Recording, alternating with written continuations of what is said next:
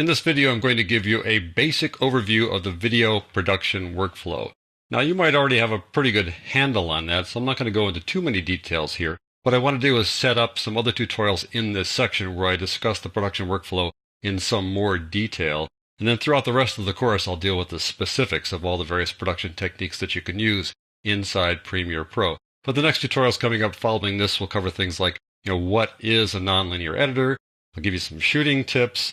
I'll explain how you bring assets into your computer and into Premiere Pro. We'll go over what editing video is all about and then talk about how you can share your projects, how you can export your projects. So the first order of business is to understand what nonlinear video editing is. Premiere Pro is a nonlinear editor, and I'm going to explain that in more detail in the next tutorial, but basically what this means is you don't have to edit things the way you used to do it with tape. You don't have to go sequentially. You can do them in any order you want, and you can rearrange things. It's just a great way to edit and really simplifies things from the old days of tape.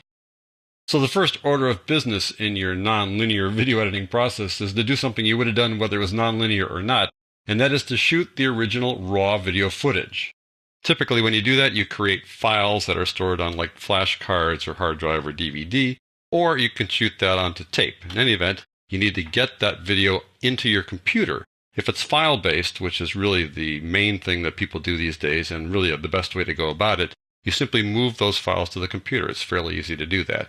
If you shot the tape, then you need to do what's called capturing from the tape and then converting it to files. You do that from within Premiere Pro. You basically just play the tape into your computer, and Premiere Pro converts it to a file type that it can then play inside Premiere Pro. Once that's done, you then create links to the assets from within Premiere Pro.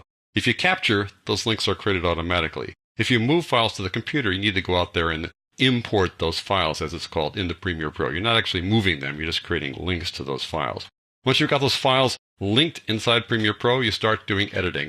And the editing involves several things. You take clips and put them on a timeline or a sequence, as it's called inside Premiere Pro. You can add them and arrange them, move them around, and then you can trim them. You might want to have let's say just a 10-second soundbite from a 10-minute interview. So you trim away all the stuff you don't need and just use that little 10-second portion. Then you can add transitions between clips. You can put effects on clips, add titles like text, sometimes called supers, put in graphics, images, audio.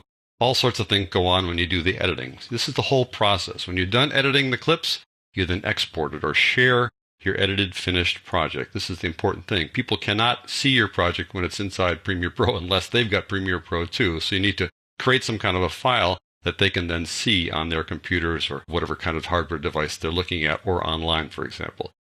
So that's the basic video production workflow. We're going to go into some generic details in the upcoming tutorials and then dive down deep into the specifics as we move through the course.